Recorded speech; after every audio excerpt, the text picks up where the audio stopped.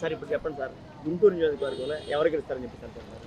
Guntur parliament పరిధిలో అన్డౌటబుల్గా పెమ్మసాని గారికి ఆయన పేరు ఎప్పుడైతే ప్రతిపాదించారో ఆయన ఆల్రెడీ విజయాన్ని అందుకున్నట్లే లెక్కగా చూస్తున్నామండి.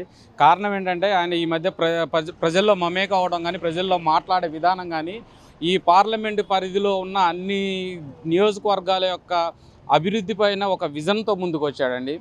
ఎక్కడికి మాట్లాడినా కానీ ప్రజలు అభివృద్ధి ధ్యేయంగా చాలా క్లియర్ కట్గా చెప్తున్నాడు. నేను సెంట్రల్ గవర్నమెంట్ వచ్చే నిధులు తీసుకొస్తాను, అట్లనే స్టేట్ గవర్నమెంట్ వచ్చే నిధులతోనే కాకుండా నా సొంత నిధులు ఖర్చు పెట్టి పేద ప్రజలకు అభివృద్ధికి వాళ్ళ యొక్క అభ్యున్నతి కోసం కష్టపడి పనిచేస్తానని చెప్పేసి ప్రజలతో మమేకమవుతూ చెప్తున్నాడు. ఆ ఒక్క మాటతో ప్రజలందరూ కూడా ఏకదాటిగా పెమ్మసాని గారిని గెలిపించుకోవడానికి ముందుకు వచ్చారండి.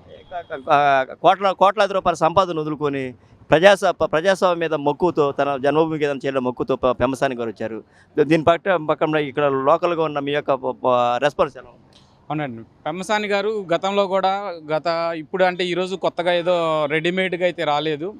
ఒక సుదీర్ఘమైన ప్రణాళిక ఉందండి. తన సంపాదించుకున్న రోజుల్లో కూడా పుట్టిన భూమికి ఏదో ఒకటి చేయాలి అన్న ఒక సుదీర్ఘమైన ప్రణాళికతో, ఒక క్లియర్ కట్ అయిన ఒక విజన్తో వచ్చారు. ఖచ్చితంగా చెప్తున్నానండి, అతను జనాల కోసం తన వచ్చే ఏదైతే వనరులు ఉన్నాయో ఆ వనరులను కూడా పక్కన పెట్టి, ఆ వ్యాపారాలను కూడా పక్కన పెట్టి, పుట్టిన దేశానికి జన్మభూమికి తన వంతు సాయంగా ప్రజాసేవ చేయాలని ముందుకు వచ్చారు. ఇలాంటి ప్రజానాయకుడిని గెలిపించుకోవడం గుంటూరు పార్లమెంట్ పరిధిలో ఉన్న ప్రతి ఒక్క ప్రజల యొక్క బాధ్యతగా నేను చూస్తున్నానండి. నేను మామూలు కూలీ.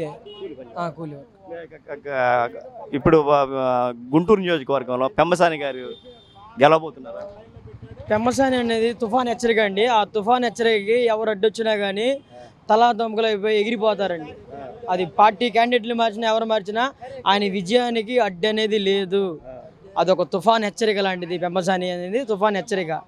మీరు ఏది వచ్చినా కానీ, బ్యాండ్లు వచ్చినా, మిద్దెలు వచ్చినా ఎగిరిపోవటం ఖాయం. అంటే ఆయనకు గుంటూరు ప్రజలు ఎందుకు ఓటేస్తారని చెప్తాను? ఆయన మాట తీరు కానీ, ఆయన పద్ధతి కానీ స్ట్రైట్ ఫార్వర్డ్గా ఉందండి. దానితో ఇప్పుడు వైసీపీ అనే దాన్ని వ్యతిరేకతో ప్రజెంట్ ఇప్పుడు జనసేన, బీజేపీ, టీడీపీ కూటమి అనేది ఒక బలమైన కూటమిగా ఉందండి. ఈ విజయానికి అడ్డనేది రాబోదు. ఇప్పుడు జగన్మోహన్ రెడ్డి పరిపాలన ఎలా ఉంది రాష్ట్రంలో? చూస్తున్నారు కదండి, ఒక 60 ఏళ్ళ నుంచి ఏమో అంటున్నారు. మేము ఒక 60 ఏళ్ళు ఒక పెద్ద వ్యక్తి అంటున్నాడు, ఇన్ని సంవత్సరాల్లో ఇలాంటి సీఎం నేను ఇంతవరకు చూడలేదు అంటున్నాడు. ఏం గొప్ప మరి ఏమి చేశాడో అయితే తెలియదు కానీ, అలాంటి సీఎం నేను చూడలేదురా నాన్న అన్నాడు ఒక ముసలాయన. అలాంటి సీఎం నేను ఇంతవరకు చూడలేదు అన్నాడు. మరి ఆయన ఏం చేశాడో తెలియదు. అంటే 1 లక్ష రూపాయలు డబ్బులు ఇచ్చినా, ఇంటికి నెలకు 1 లక్ష రూపాయలు ఇంటికి డబ్బులు ఇచ్చినా, అభివృద్ధి లేని డబ్బు దేనికండి? అభివృద్ధి లేని డబ్బు దేనికి? ఒక మాట చెబుతున్నానండి, ఇంటికి 1 లక్ష ఇచ్చాయండి, ఉపయోగం ఏందండి? అభివృద్ధి ఏది? పెట్టుబడులు వెనక కూడా వచ్చి ఉరుకుతున్నానండి, ఒక్కటి రాట్లా. ఒక ఆంధ్రప్రదేశ్కి వెళ్ళాలంటే పెట్టుబడిదారులు ఒక్కటి రాట్లా. అభివృద్ధి లేని వ్యవస్థ దేనికండి?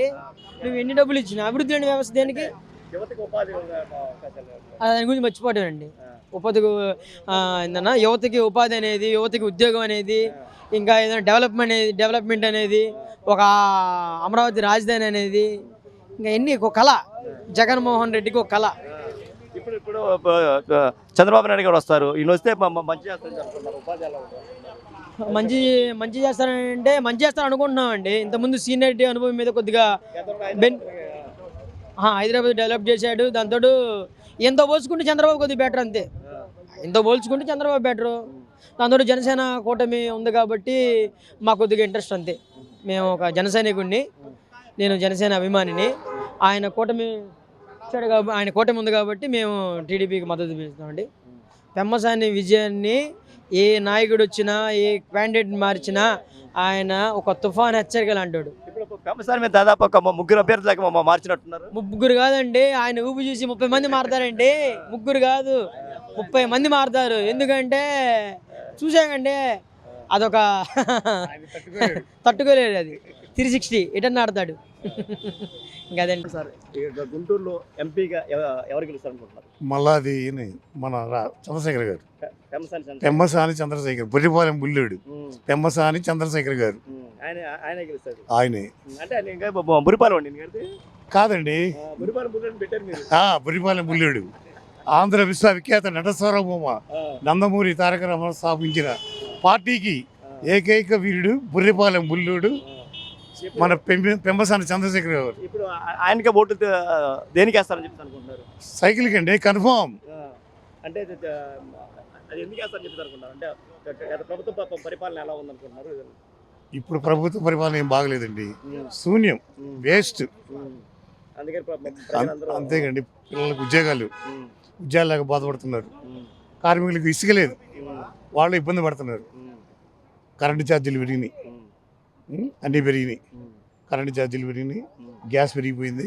కాబట్టి ఇప్పుడు పార్టీ మాకు అనుకూలంగా లేదు. ఈయన యువకుడు, ఈయన అమెరికాలో విషయం అండి, ఈయన కోట్లాది రూపాయల సంపాదన వదులుకొని అమెరికా నుంచి ఇక్కడికి వచ్చారు. ప్రజల సేవ కోసం, ప్రజానాయకుడు, మన ప్రియతమ నాయకుడు. అందుకోసం కంపల్సరీగా గెలిపించుకోవాల్సిన బాధ్యత మనందరిది. ప్రతి మానవుడు, ప్రతి